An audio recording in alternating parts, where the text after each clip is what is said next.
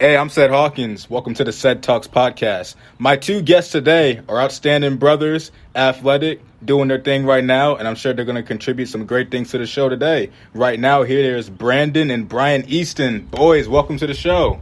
Appreciate it. Thanks for having us. Yeah, thanks. Glad to be here. Yeah, I'm glad when I reached out to, I think it was Brandon who I reached out to, he instantly replied right away, and I was so glad that we were able to get this done, taken care of, and hey, I'm looking to catch up with you guys. Oh, Yes, yeah. sir. Yeah, we like what you're doing. We saw looked over some of the podcasts that you had, so I thought it would be a good opportunity to join in. So thanks for having us. Yeah, man, absolutely. So right off the bat, how is life treating you boys today? Like, how are you guys doing? I mean, I'm doing good. I know, we graduated back in May of last year, and so not too long after that, able to find jobs. So we've been pretty much working ever since. Still doing the working from home, but, I don't mind it at all. I'm actually enjoying it. So I was getting into the flow of that, being able to work from home. So I've really been enjoying it. And that's the main thing I've really been up to. Things been going well with work, so. That's what's Yeah, up. like Brandon said, I've been pretty much working for the past week. I was blessed to get a job back in August. I got hired, so I've been working even in the pandemic, so that's great. So I've been pretty much working. It's been good, to be able to have a job when a lot of people are getting fired, laid off, and looking for a job and stuff. So that's really just been taking up most of my time, just working every day. But I'm enjoying it, though, so I can't complain. Yeah, it's absolutely a blessing, especially with some college graduates. They struggle to find jobs within the job market. So the fact that you guys were able to get jobs immediately straight out of graduation, that's something incredible because not a lot of people can say that. Right. Exactly. Yep. Mm-hmm. Yup. So when the pandemic first started and it hit everybody March 2020 of last year, how did that affect you both? Because you both were seniors in college. Man, it was rough. It hit at the end of our senior year, so all of our classes actually, we moved back home. We didn't go back into the campus, so we were meeting online for some classes, and then other classes we didn't even meet anymore. They just gave us our work, and that was that. So depending on the class, if you knew what you were doing, it was okay, but if you needed help, it made it kind of difficult. And then on top of that, what really made it worse was the graduation. We couldn't walk across the stage after working that hard for 4 years. So that's the part that hurt me the most. But my school was actually talking about having a graduation possibly in October. So we could do that. That'll be great. Right. Yeah, and I'll just chime in a little bit just to add to what he was already talking about. But yeah, it hit kind of at a crucial time for us because we were just wrapping up senior year. So that was we was going into the second semester, just beginning at a senior year. So you're looking forward to the graduation and celebrating after and all that. And so when the pandemic hit, I mean, you really just hit home because it's like, especially when that quarantine came in during that period when everybody was locked in at the house, you really, from that point, it was like you realize how much you look forward to certain stuff that you didn't even realize, like being able to gather with family, like for birthdays and stuff like that, just the little things you didn't even really realize how much you look forward to that. So like, I know for me, it was I struggled with that because I was like having those things that you look forward to. Now you're just like, everything is shut down. So it kind of Right. took some getting adjusted to and all. But it seems like now things are slowly starting to get back to normal. At least maybe a new normal, but along those lines, yeah. So. Yeah, I can definitely relate with you guys because I was in my final year at CSM. I was getting ready to graduate, ready to walk the stage and everything. And then once the shutdown happens, COVID happens, and then Right. you find out you don't get your graduation and you can't walk across the stage. Man, that was a bummer because you guys put 4 years in. I can only imagine that amount of frustration. That doesn't compare to 2 years, but I put in a lot of work there. So to not receive that moment or that opportunity, it was definitely a bummer.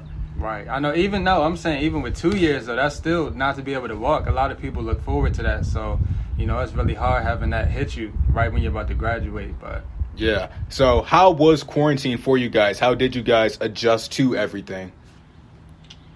So, Matt, you want to take it? You can go ahead. I'll follow So, you. That's a so good it one. was a little, at the beginning, like the earlier part, like when I wasn't working at the time, I kind of was just freelancing, just going about my day, just randomly. But when I actually started working, that's when I kind of got into the flow of things. I was like waking up at a certain time. I kind of got in my routine. I was working out certain times, and I kind of got into that flow. And that's why I was kind of talking about earlier. I actually liked the working from home because I was able to get into a flow, and like you didn't have to worry about the commute and wasting time and all that. So I was able to incorporate like different stuff into my day, even throughout the work day, and just really get into the flow of that. And so I've really been enjoying it, to be honest. So I would say that a lot of people, like for the time management and just being able to find out like stuff that you enjoy doing, and you were able to make time for that because of this things being shut down and having so much time on your hands. Yeah, I would agree. I don't think being in quarantine was really that bad for me. I know a lot of people might not agree, but before I started working, I really just had a lot of time to just meditate and relax, which a lot of people really needed.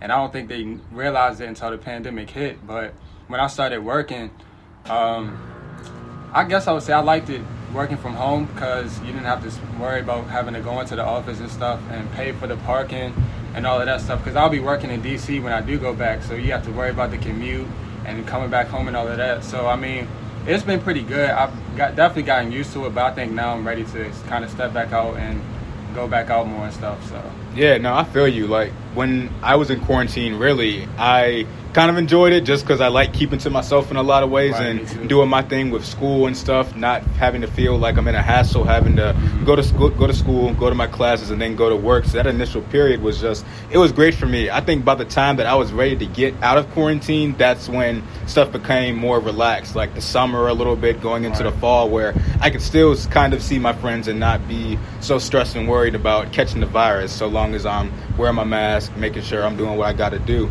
But yeah, like I really did enjoy quarantine. Right. Yeah.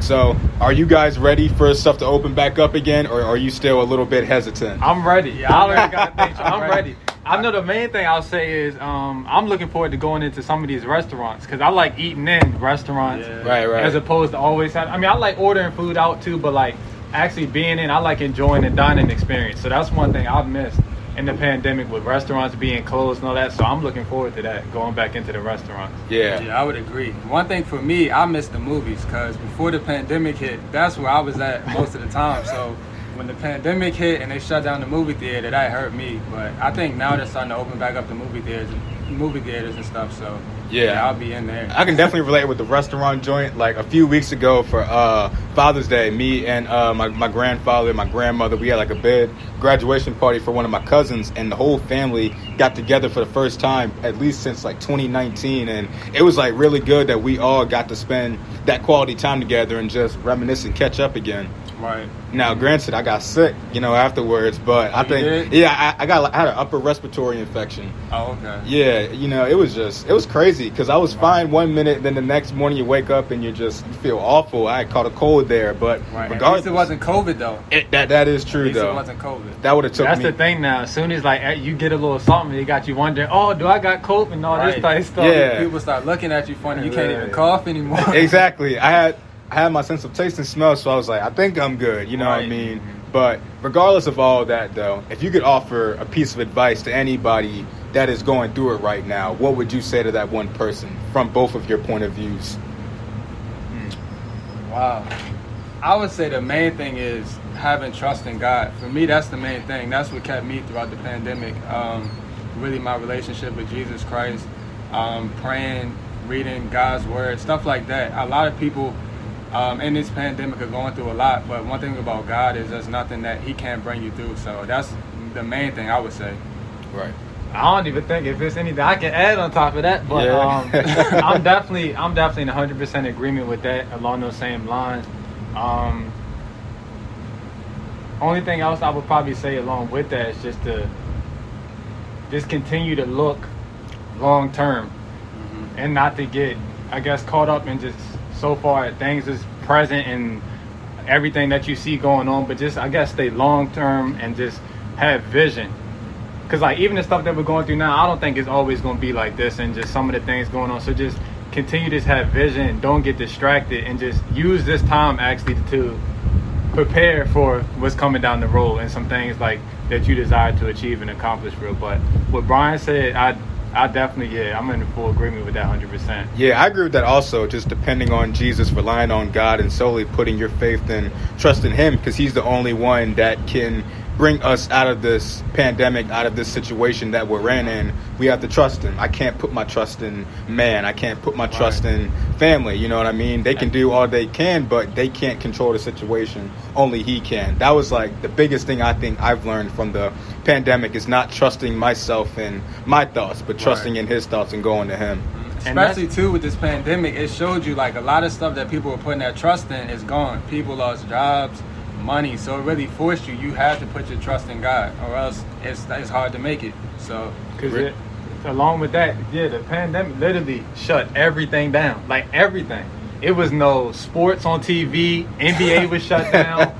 All of this stuff that consumed your day, like that was a part of your daily routine, just like that, it was just shut down. And so like, and some of the stuff that you were just looking forward to and sometimes maybe even put over your relationship with God, now it's like it opens your eyes up. Okay, now you see that he's actually in control, and all this stuff that you may be consumed in and caught up in can be just like shut down just like that. So yeah, I think this pandemic I think God put this pandemic on us just for us to kind of sit. And you know, we're so busy in this country, we're always in a hustle, you know, always trying to get stuff done. So I feel like God put this pandemic in place just for us to sit, put our trust and faith in him, know that he's in control, and you know, when he feels like he's ready to open up the world again and we can get back to life, he's gonna do that, but it's on his terms, it's not on our terms. Right. Yep. So before we get into your early life growing up in Maryland, I gotta ask, which one was born first? Brandon. He was 4 minutes early, 4 minutes before me. Oh, that's what's up. Because like I work at a daycare, and I have like a bunch of twins that are there, and I always ask that question. I'm always fascinated by it. So that's what's up. Yeah, we get that question a lot, but Brandon was born first. Yep. Are you paternal twins? No, I don't know how it is. Identical or paternal? Yeah, identical or paternal. I think it's fraternal. Was it fraternal or paternal? No, fraternal. Fraternal or identical. So my mom, she said she didn't get the test. So I think so. I guess it's a test that determines whether you're identical or fraternal, whatever the case is. And apparently she didn't get it, but I'm assuming we're identical. Yeah. Because I see certain twins that say they're fraternal, and you can literally tell right up they don't look anything alike for real. So with us, I'm assuming we're identical. Yeah, y'all identical. Y'all look alike. Yeah. So? I think y'all alike. Because like literally when you guys got the car, I mixed you guys up. Right. Now granted, we haven't had many conversations before, but I thought you were Bryan. I thought you were Brandon. I'm like, oh snap! But and then with like the hair and stuff, I'll try to keep my hair a little bit longer so they know I'm Bryan, and Brandon has a shorter hair. And then I tried to grow out a little beard. Yeah. To help people tell, but even with that, some people still really can't tell. Yeah. One of my uncles, he be getting this mixed up. So. Yeah, and that was something I was also going to ask. Do your family and friends, do they mix you up also, or can they tell by your personalities which one is which? So it's a lot of them that mix us up, but it's also some that do know us apart. Like one of my aunts, for instance, she knows, and I also have another uncle. He's actually my godfather. He doesn't even know us apart. So you get a little bit of both. Yeah, that's crazy though. But talk to me about life growing up here in Maryland. What was that like for you two?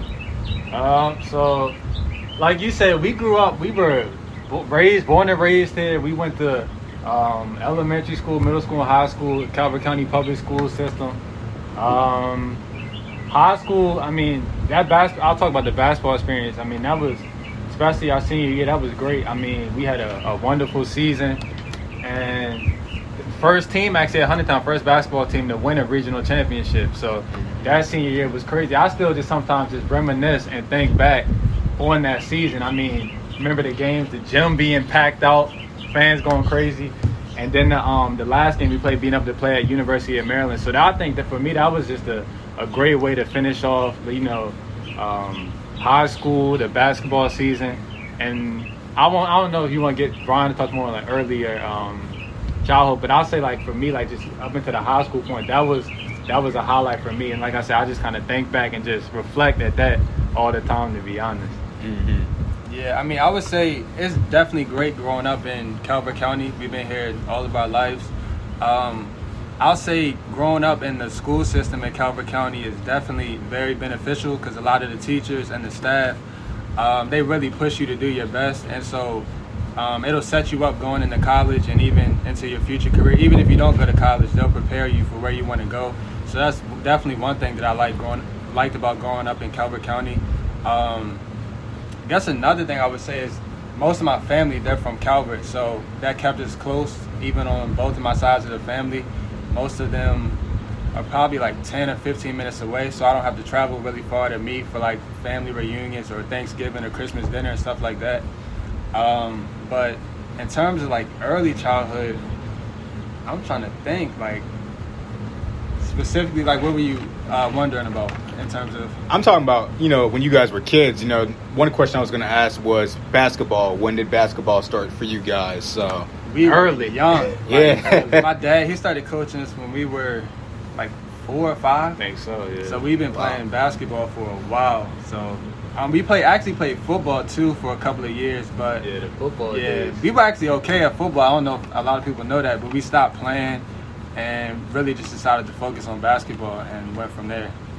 Got you. That's what's up. I can definitely attest to having family close because I've had lots of people on the show and their families all spread out across the country living in different states. So they don't get that opportunity to have that close family bond. While me, my family also lives about 10, 15 minutes away. I can always come over and they'll always let me in their home and welcome me in there. Granted, because of COVID, I haven't been doing that as much. But I mean, yeah, I've always liked this small town aspect of Calvert and everything. You're definitely looking to travel the world, experience different things, but I don't know. I feel like I fall into that category of people that, this is home.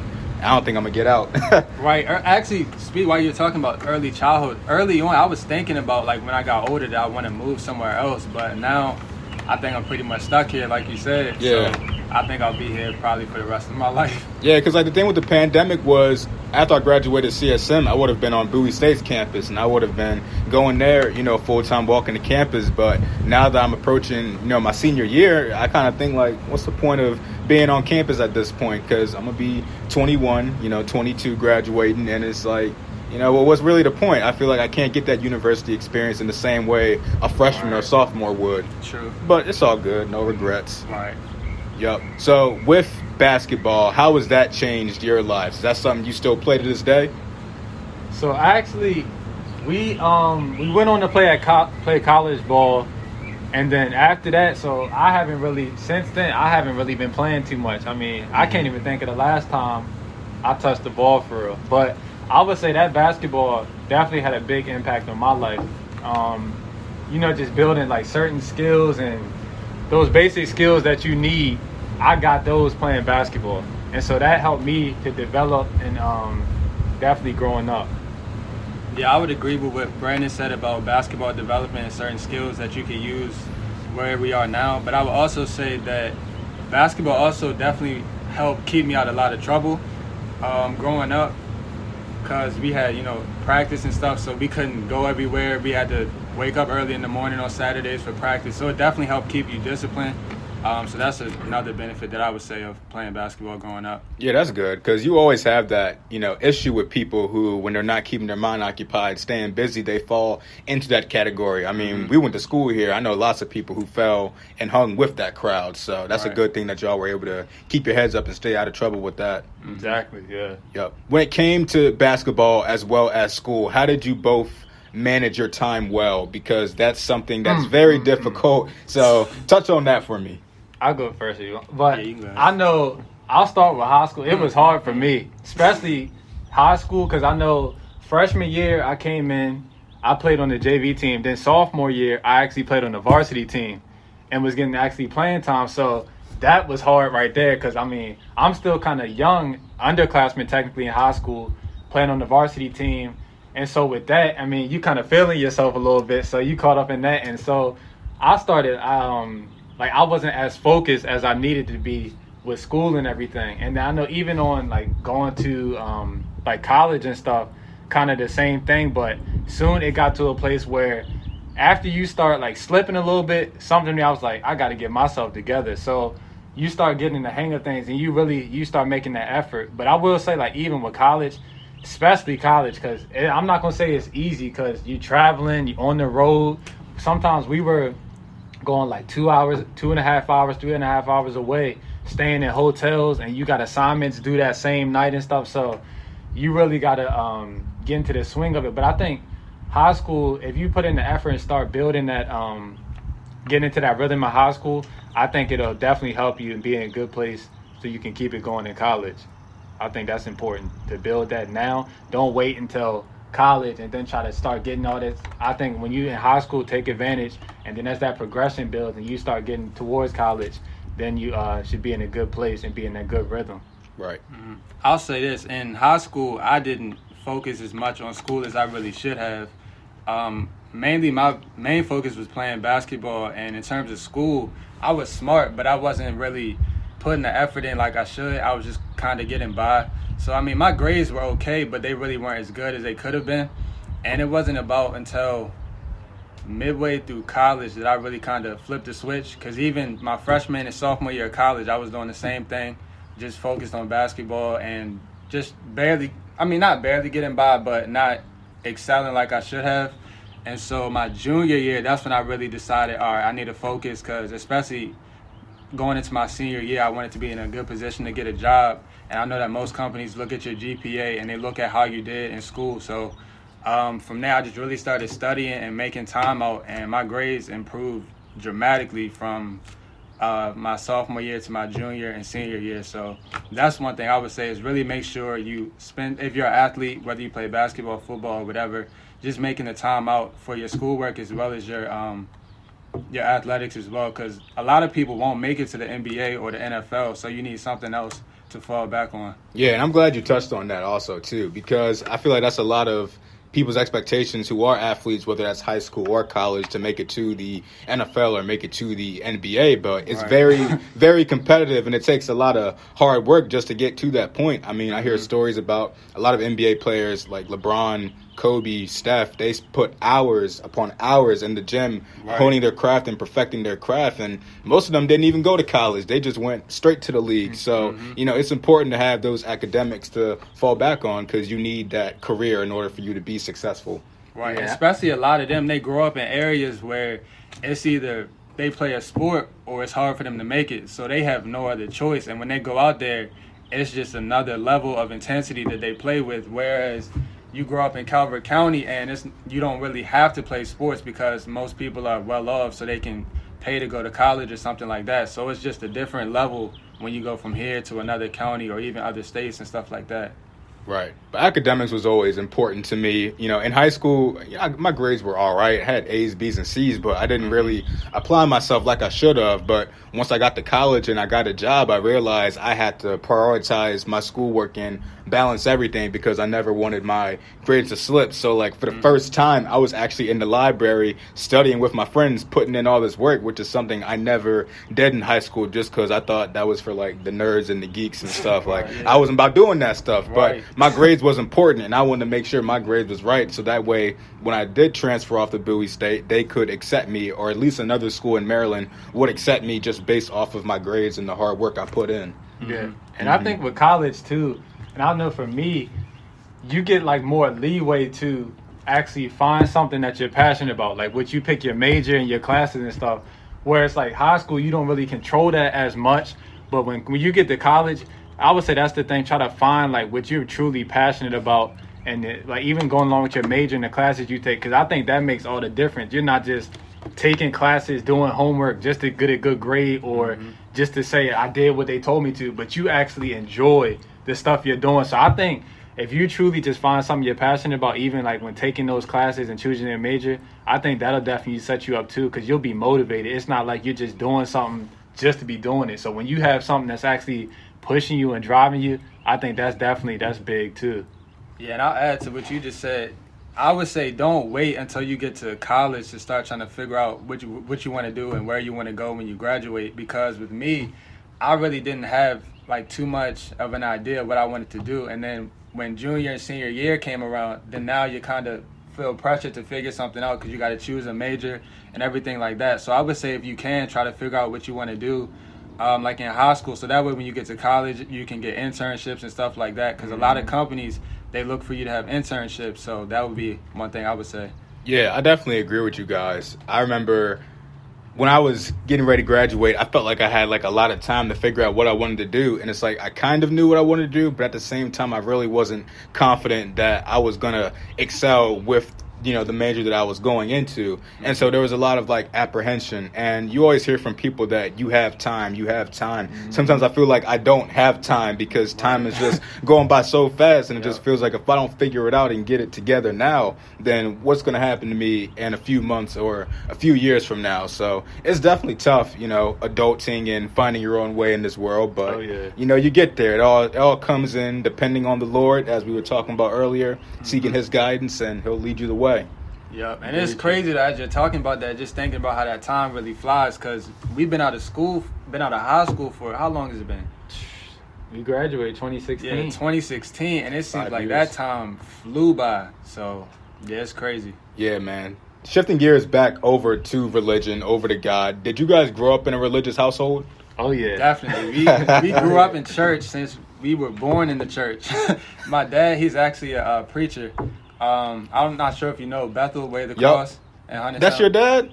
That's not my. That's my great uncle. Oh, my great uncle. Oh, your great uncle. Yeah, my Okay. dad, he's on the ministerial staff. So we grew up in church, and just really giving an overview. I grew up in church, but I wasn't always really doing what I was supposed to do. But I definitely had certain principles and instilled in me from my parents and other people in the church from early on that benefit me now. So Yeah, we definitely like piggyback off that. We grew up in church. As soon as you came out the womb, grew up, raised up in the home church we at now. And like he was saying, father's a preacher, my uncle's preacher, great uncles.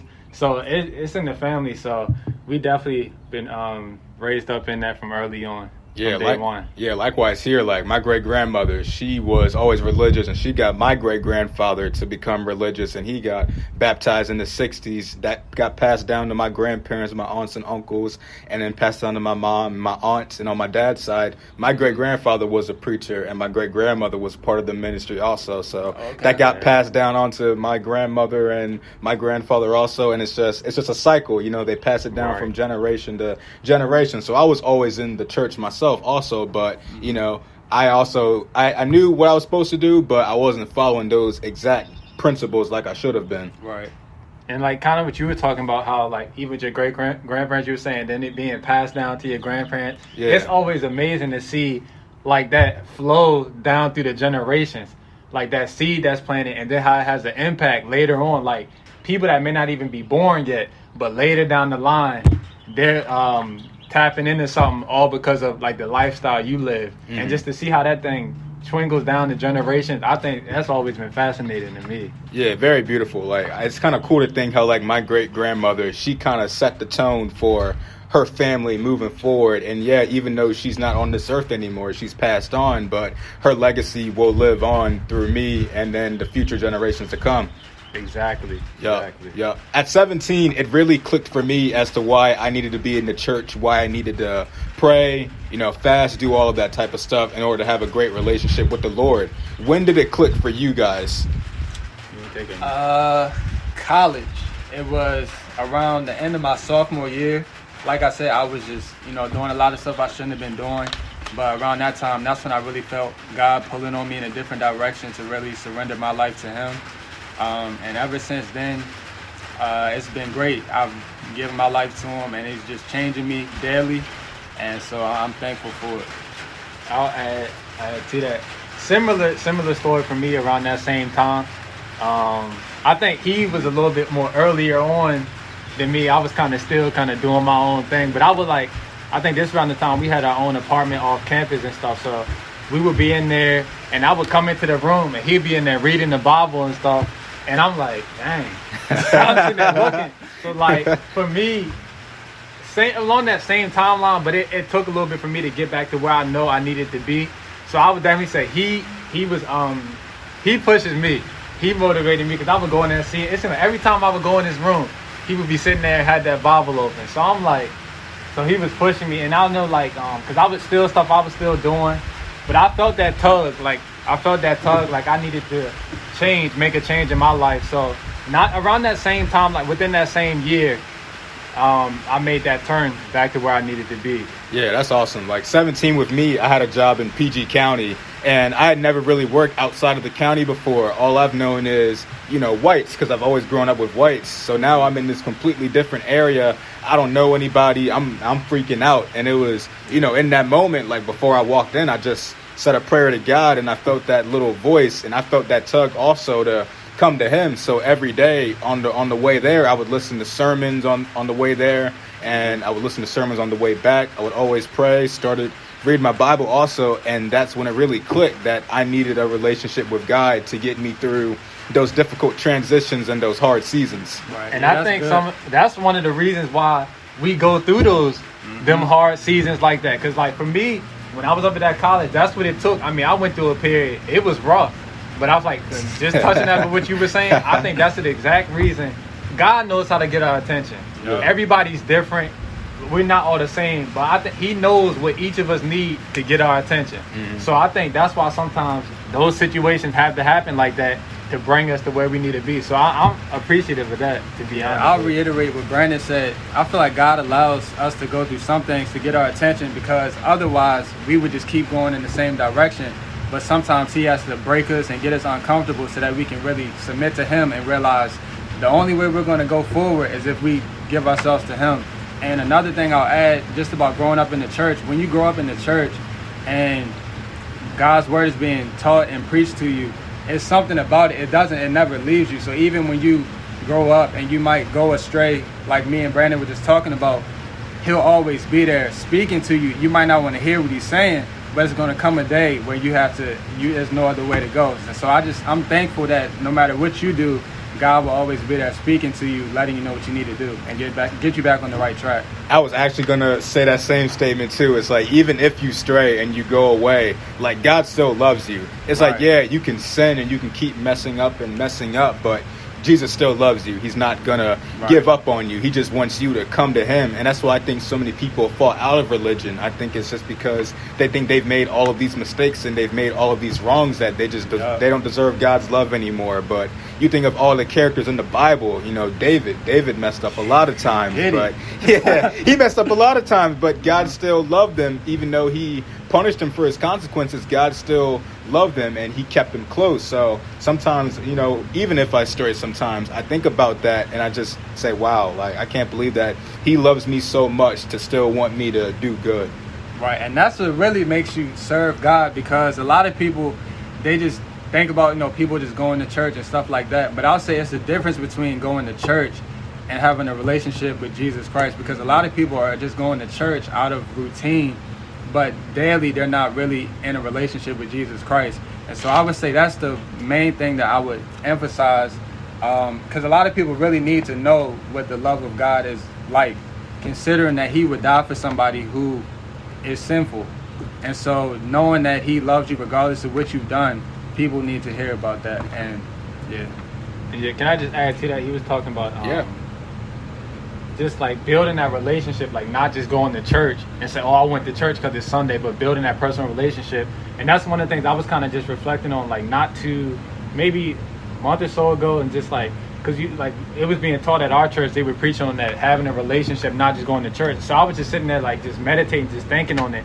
And one of the things like that was on my heart is like trying to, like, somebody might ask, okay, so what's the difference between just going to church and having a relationship? And one of the things that just came to mind was like, having a relationship with the Lord is not really what you do on Sunday, but it's what you do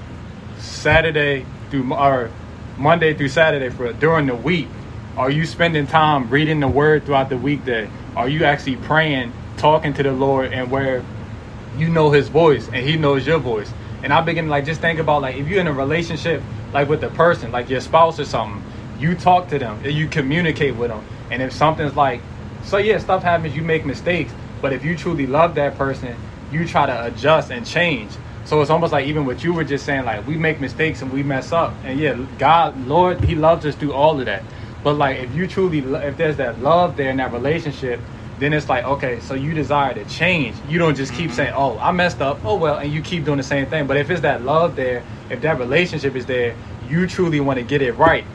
and correct it. So that's all I just wanted to kind of to add there. Yeah, absolutely. It's all about that relationship with God. Like, to me, it's like you can't go to church only on Easter and then on Christmas Eve and Christmas Day. Parking lot is full. Yeah, parking lot is full, and you can't expect to be saved. Like, you know, on that final day or on Judgment Day when Christ comes back. You know, you can't just say, "Oh, I went to church on these days." Like, you know, let me into the kingdom. It's like, nah, you got to put the work down here, develop that relationship, you know, with Christ. You know, you should still do good, still help others, but continue that connection with Christ, because that's going to get you to where you need to go. Definitely. Yeah. Oh, man, I'll never forget. I think I was 13 and my pastor was preaching. He said, "Yup, church is packed, filled to full capacity. Where y'all going to be at next week?" It got quiet. Pastor was like, "Don't get quiet on me now." Right. And it's not even just like on Easter Sunday or Christmas. It's like people only want to come to God when they want a blessing or they want a job or money. But it's much bigger than that. Like, can you really serve him without him giving you anything? Right. And that's when you're really at a mature place in your relationship with God. You're not just serving him. Oh, I wonder what God can give me this day. And then so you pray just for him to give you something instead of you just praying just because you love him. Yeah, can you serve him at your lowest? Right. That's what I think. That's the test right there. And you're going to be, that test is going to come. Oh, yeah. That test is going to come. Do you guys have any favorite Bible verses that come to mind?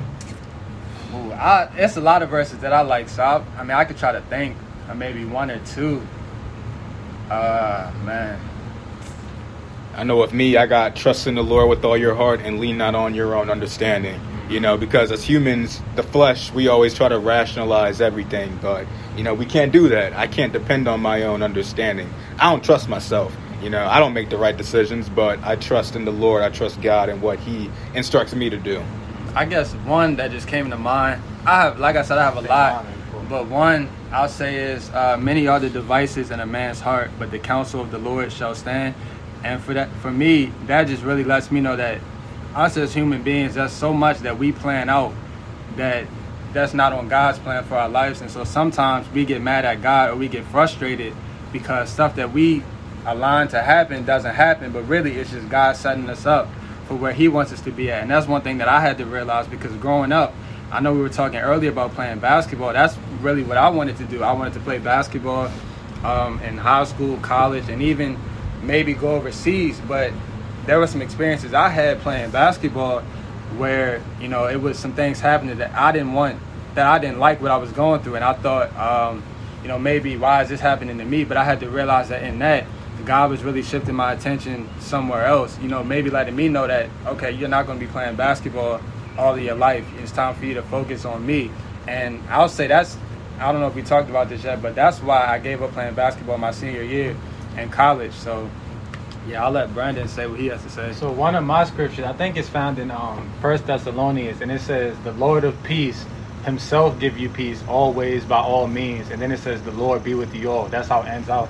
And so one of the things that stuck with me in that, it says, always by all means, he gives you peace. So, like, no matter what the situation is, he's able to bring you peace in that situation. So, like, we sometimes get caught up in, like, oh, this is too hard. And even through all that and all those situations, he's not even based on what the circumstance is. Regardless of what the circumstance is, that doesn't change who he is.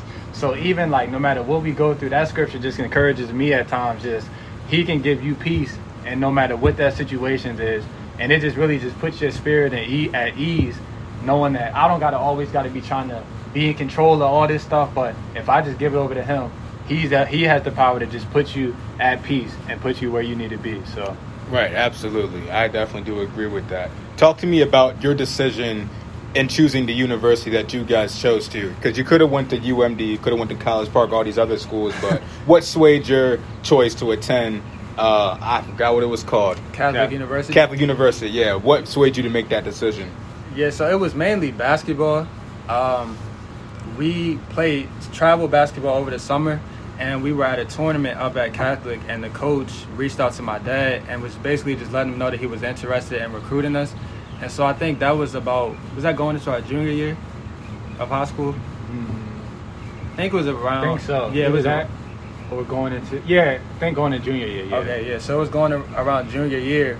And so my dad, he was basically just letting us know to try to choose a school that would try to put you in a good position for basketball, but also in the long term. And so that was the main school for us that was recruiting us.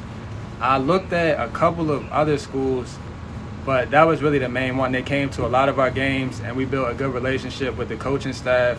We took a visit up there, and we liked the players and the school and where the area was and everything.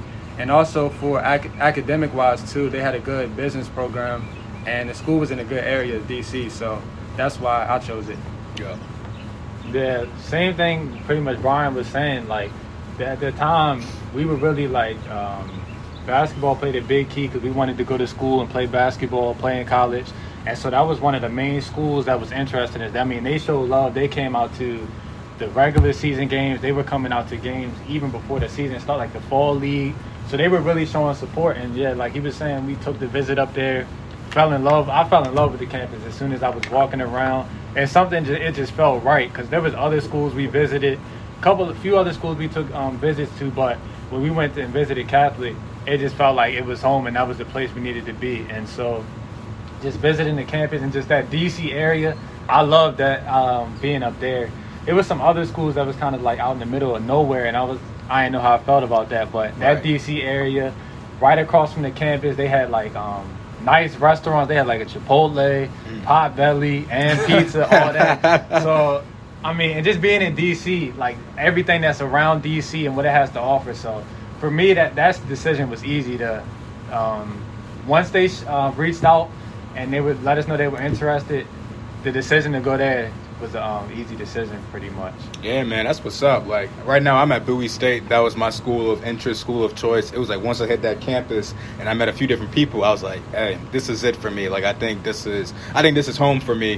When you guys first stepped foot on campus, did you guys get that same home feeling?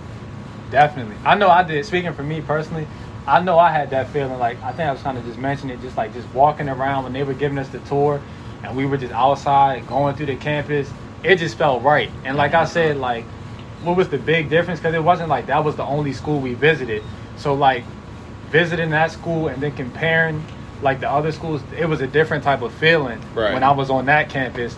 And it was just it was just like an ease in making that decision when it came to choose that school. So, Yeah, I would agree with what you said, Brandon. When we went to visit there, it just felt like something was right about that area and about the school. Because we went to a couple of other schools we went and visited, but the visit didn't really go that well, and it didn't really feel right like Catholic did. So it was kind of easy making that choice to go there versus some of the other schools that were looking at us for basketball. Right, got you. What swayed you guys in picking your majors? Was there anything that appealed to you the most?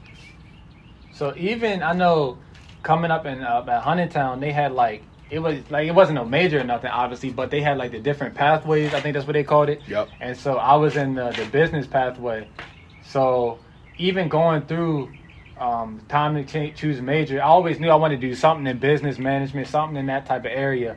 But at Catholic, you didn't have to choose. So you can go into that field, but you didn't have to choose a specific major. So, like, within that business, under that bracket, there was a whole bunch of different types of majors, but you didn't have to choose until, like, I think, what was it, sophomore or junior year? The end of your sophomore year. You didn't have to choose until, like, end of sophomore year. So, like, freshman, sophomore year, I was just taking, like, general business classes. But I always knew, like, I wanted to take, like, business classes and major in that. So, I don't know. I guess I never really considered any other major. So I kind of just always knew, like, I wanted to do something within the realm of business. So, Yeah, I pretty much agree with what Brandon said. Going into our junior year in college is when we had to declare our major. And so at that time, I actually thought about doing accounting for a little bit, but I ended up shifting and just doing business management. Because I like dealing with numbers and finance and all of that, but I wanted to do the business management and really deal with people. I didn't want to just focus so much on doing the accounting and then not being able to deal with people, because that's what a lot of business is. So That's how I ended up in business management. Yeah, I took business here in high school with Miss Gillis. And Miss Gillis. Miss That Gillis. was one of my favorite teachers. Shout out Miss Gillis. She might be listening to this podcast. She's a good person. Shout out Miss Gillis. Yeah, but like I took her class, and her class was great. But I don't think like business was for me. And I think I tried it again at CSM. I took another business course, but it made me realize like that wasn't really the kind of course that I wanted to do. Like I'm more of an education psychology type major, so I figured that was the realm that I should have went. But I was throwing stuff at the wall at that time, trying to make stuff stick. But just seeing her passion for business and learning about just what it's all about, really, it's really amazing to see all of these entrepreneurs, especially young entrepreneurs, doing their thing and making a lot of money doing what they love. And and even with like that business, it's like so fundamental to so much other stuff for us. So like if you really like apply those concepts, it goes further, like, and almost like pretty much anything you could think about. Like we were talking about church, so like having a church and want your church to successfully grow. There's principles in business that you can apply even to that. So I think if you get some of them basic fundamentals down, it can be useful and key in something like many areas. Yeah, that's another reason I chose business management, is because it's so broad, so you can apply it to a lot of different stuff. That's business management, regardless of what you do. Like Brandon said, business management is something that you can take and run with it. Mm-hmm. So do you see yourself... Oh, there's a bug on you. Got distracted. I got it. I didn't want you to get stung out here. Yeah. Podcast. Exactly, bro. But do you guys see yourself opening up your own businesses, or like which direction would you guys like to go with your degrees?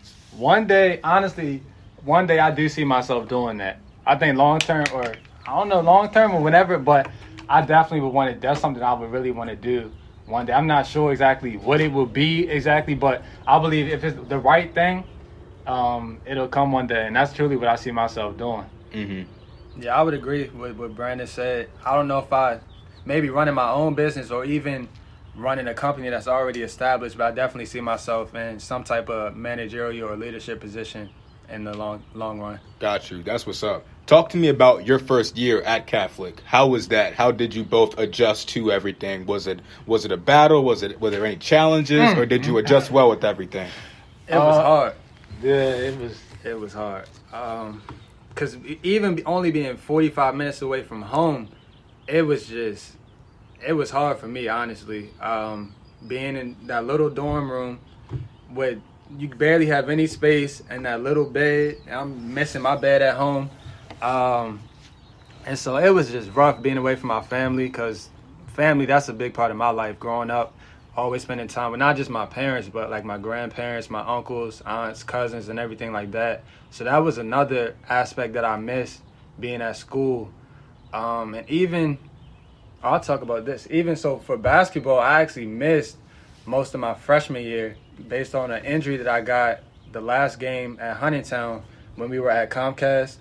I injured my ankle, and I was in a boot after that for maybe a month or two.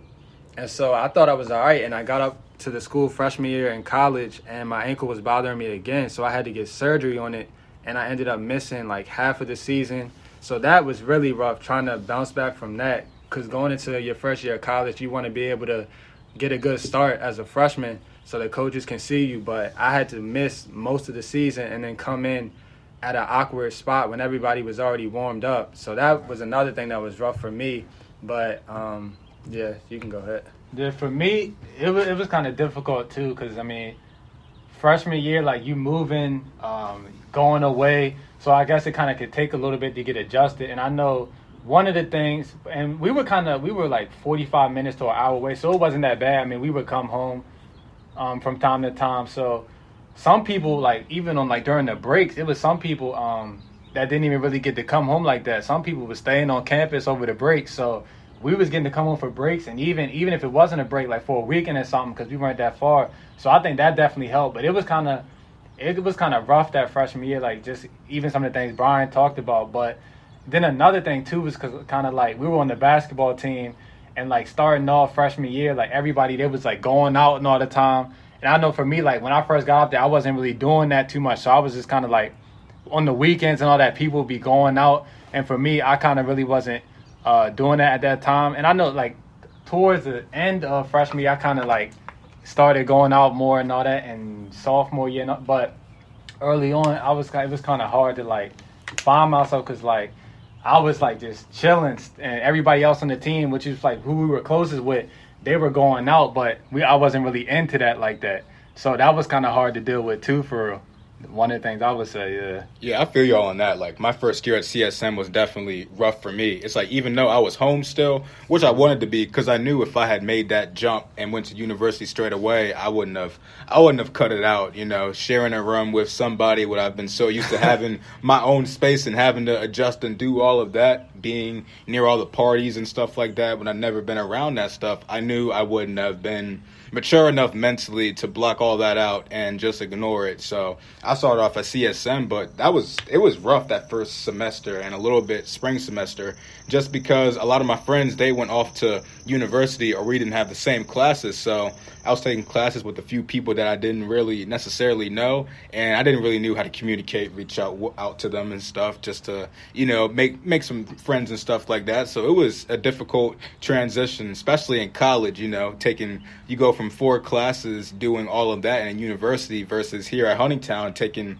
3 classes and going home at 9:55 in the morning. Wow. So yeah, it was a big adjustment for me, but I've learned that from a lot of people who I've talked to on the show, that the first year wasn't all that hot, you know, sometimes it wasn't all that great, but everybody was able to adjust well and bounce back. And I'd say my sophomore year at college, I did good. You know, last year was my junior year at Bowie State, and, you know, I managed well, especially with everything being virtual and online. So it just all goes back to those tests that the Lord gives us. Mm-hmm. So how was that shift for you coming from CSM and then going to Bowie State? I think being at CSM really, you know, prepared me for university, just because the work level at CSM was the same at Bowie. I'd say the only thing that was different was there was a lot of support from my professors at Bowie versus, you know, at CSM, because some professors, they're like, all right, like, it is what it is. But at Bowie State, like, nah, like, these people, like, really care. Even if it was virtual, if I needed help through an email, they would instantly reply right away and try to help me as best as they can. And I had some really good professors at CSM, but I think the hospitality at Bowie, for it being a 4-year university versus community college, was just really great. I think the only thing was just not being on campus and getting that chance to bond with people, because now I do feel more confident and more mature and secure in myself to reach out to people, and I didn't get that opportunity. But I'd say it was a good transition. Okay. Yeah, that's good, so you though. said you're going into your senior year at Bowie State, right? Yeah, but I'm in the education program, so I have an extra year, because the teaching internship, that's for a whole year, and I still have a few more education classes to pass. Okay, so they're giving y'all the option of whether you want to be on campus next year or just continue to do virtual? Yeah, so I'm doing 4 classes next semester. 2 of them are going to be strictly online, just because those professors, they want to stick with the online model. The other 2 classes, it's to be announced, because some professors do want to go back to the classrooms and stuff, but a lot of students still want to be doing it online. Gotcha. Either way, I'm content with whatever, because as I said earlier, I think I'm too old to be on campus and lingering around too much. So it is what it is with me. It is what it is with me. If I want to go on campus and get that in-class person experience, I wouldn't mind doing it. Sometimes I do miss being in class and just learning face-to-face with the professor, because I learn more about them and I can, you know, build that relationship with them for the next 3 months. Right. Mm-hmm. But yeah, it was definitely like a huge adjustment to go from having in-person classes to everything being shifted online, you know, because I always did office hours with my professors if I needed some help, and they would always be able to, you know, work with me and help me out. So it was a huge adjustment, but as the world continues to, you know, open up more, you know, who knows, we'll see. Right. I mean, it seems like stuff is starting to open back up, so I think we'll be at least somewhat back to where we were at first, and not too long from now. Yeah. When you guys graduated last year and you guys got your degrees, how rewarding was that to know that all your hard work had paid off up until that point? Oh, it felt good, especially because as I talked about earlier, my first 2 years, I didn't know how I was going to make it, because it was hard my first 2 years. And after, like I said, my sophomore year going into my junior year and my senior year, that's when things really shifted academically.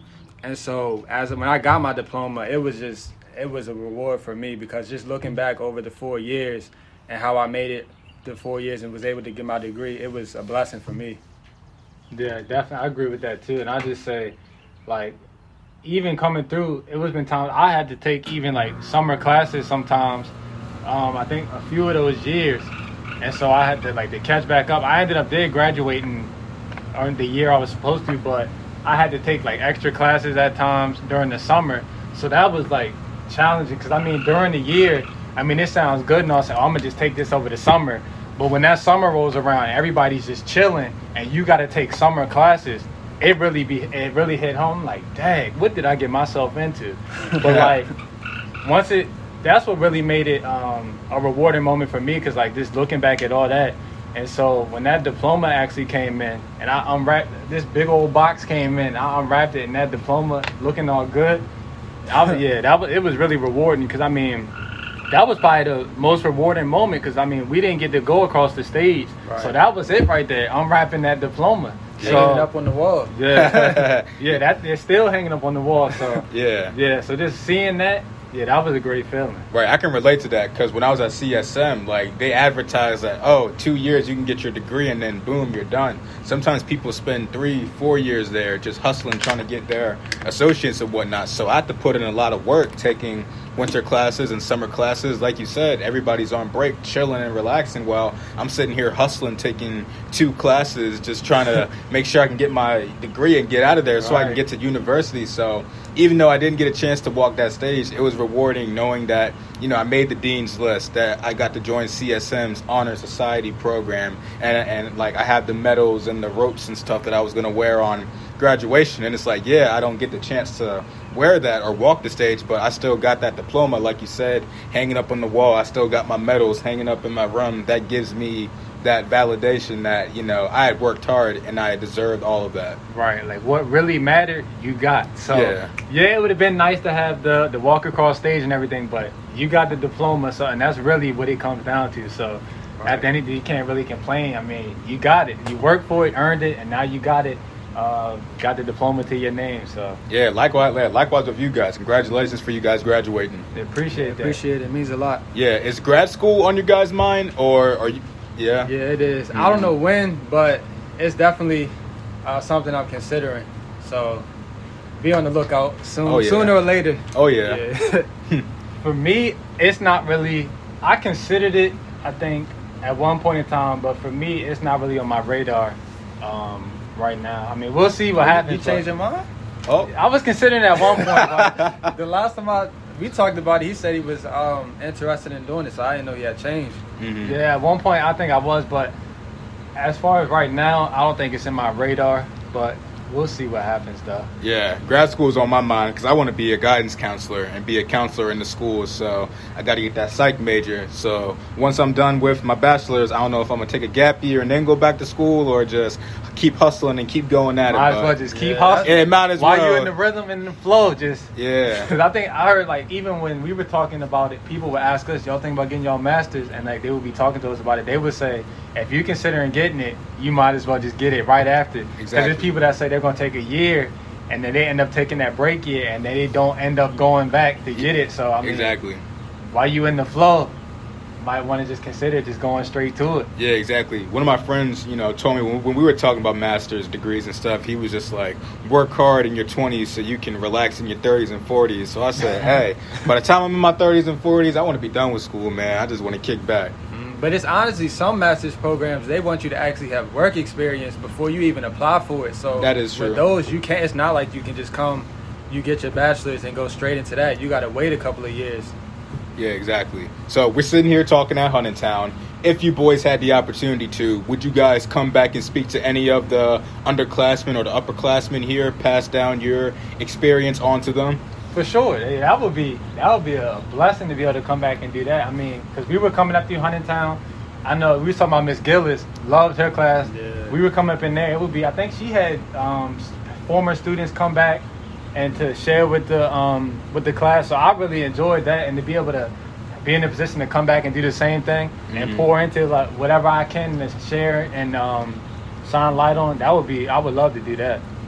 I agree 100%. Yeah. 100%. Yeah. Before the pandemic happened, I want to say 3 months before the shutdown happened, I was one of those students. I got to come back and speak to the kids. In my mind, I'm thinking, I'm only in my second year of college. Like, Right. what makes me notable to be passing down my experience onto these kids? But I mean, just the fact that I was, asked to do that by Mr. Kerwin, I appreciated that a lot. So, I mean, that was the one thing I kind of missed about the pandemic, because sometimes I would come back and visit my favorite teachers and stuff and walk around and all that stuff. But like we said earlier, as things start to open up, I hope I can do that again, because this place is home, I do miss this place sometimes. Yeah, I got to get back here and see some of my old teachers. I haven't came back since I graduated, so it would be nice to come back in and see some of my old teachers. Yeah, exactly. Yeah, I'm also looking forward to hopefully the basketball team, they have a season this year and allow guests and stuff into the stadium. I mean, because we were in school for the past few years, so we weren't getting a chance to really come back like that unless it was on a winter break.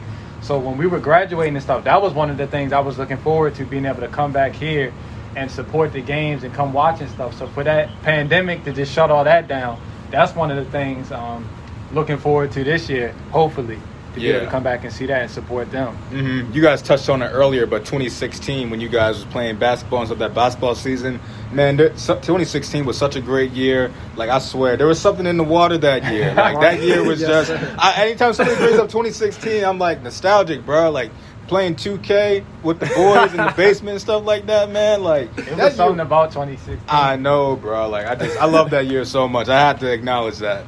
But my final question, though, before I go ahead and let y'all both go, is how do you feel that the Lord has transformed your life when you think of your life now versus where you were high school or your first year in college? How do you feel that He's transformed your life? The Lord has transformed my life significantly. A lot of the things that I used to do, don't do anymore. A lot of conversations I used to have, I don't have anymore. Even things I used to think, I don't think anymore. So He's really changed my whole life, and it's just amazing to say that and to be able to experience that. And so now for me, it's just my goal to really spread that with other people so that they know, because it's a lot of people, they hear about God, but they really don't know. How can I put it? They really don't know a lot about Jesus, is what I say. And it's Jesus that can really change your heart and change your life and ultimately save you. So moving forward for me, that'll be a big role in my life, is really just trying to spread that message with other people that don't know, that are around my age, and even whether they're older or younger than me. Yeah, to go along with that, the Lord has changed my life tremendously. Even, we talked about the point, that kind of transition that occurred in college junior year, but even before that, even though like I was like in a place where I know I wasn't where I needed to be, but even in that, the Lord was using that for His glory and to get me to where ultimately He needed me to be, because it was some stuff that I had to experience. Even I was out of His will, but some stuff I had to experience and encounter to be able to go through, so that He could actually reveal Himself to me and who He was personally, not just hearing somebody tell me about what happened to them and you hear somebody else's story, but through all that, I got my own story and my own testimony. So even like, it's been amazing, just that journey. And one of the things I will say is, like, early on when you start that walk, I know for me, I was kind of in the place where I was like, I need to be perfect and do this and this. And so when certain stuff happened, I would make mistakes. It kind of broke me for real, and I was in a bad place, like trying to deal with all that, because I'm like, dang, I really messed up. But like learning how to deal with that and learning like the compassion that He has and like the conviction, and conviction is really not a bad thing for real, because the enemy will try to use that to make you feel guilty and shameful, but really the Lord is just trying to use that to kind of just get your attention so you can change. So just really learning how to deal with that has really helped me. And just you bringing up these type of questions, we could go all day long about it. I just say that transformation might be another hour. Right, yeah. I could say that transformation, just when you really look back at it, sometimes it's just hard to even explain, but He's definitely just been doing great things in me. And the crazy thing about it is, no matter how long you've been in this journey, there's always so much more that He has for you. So like, you may look back and say, wow, look at just all this He done for me. But like, we can't put a cap or a limit on God. So like, you look at the points like, I can't do no much more. But really, you don't even understand the half of what he's able to do. So just keeping that in mind and just looking at it, it's just amazing for real. Just something to think about. Yeah, I agree. Like, there's definitely been like a transformation and growth for me.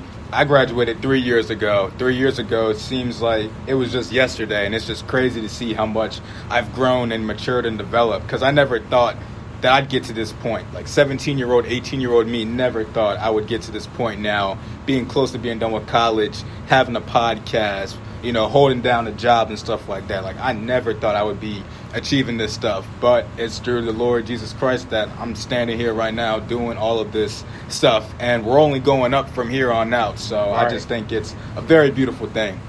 Yeah, you preaching. Yeah. You preaching. But thank you, boys, very much for joining me on the show. I thought it'd be pouring down rain earlier today, but it's not. We did a really good job, and I'm glad that we were able to get this done. Yeah, this was awesome, man. I definitely enjoyed this time. And like I said, we could have went on for hours, but I definitely enjoyed this. We got to do a follow-up episode before the fall. Oh, yeah, for that's sure. fine with me. Anytime. Right. But yeah, I definitely appreciate you just reaching out and having us on. Definitely. Yeah, man. All right, this is the CedTalks Podcast. Stay blessed and stay encouraged.